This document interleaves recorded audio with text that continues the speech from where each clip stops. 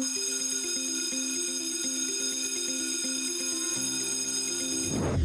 si Johan at ito ang anak kong si Eli. Magpapasok ka na naman, kaya as a mom, importanteng pinapabaunan ko siya ng food at syempre meron tayong kompletong school supplies para mas ganahan siya sa school.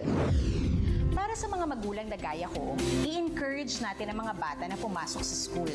Hindi lang kasi academics ang natututunan nila, kundi pati na rin ang values at pakikisama. Pero huwag kakalimutan ha, sa tahanan nila unang matututunan ang disiplina. Ready ka na pumasok? Wait, Mommy, there's more. Huwag din kakalimutan mag-pray because God is our greatest protector and guide to our dreams. Let's go, Mommy.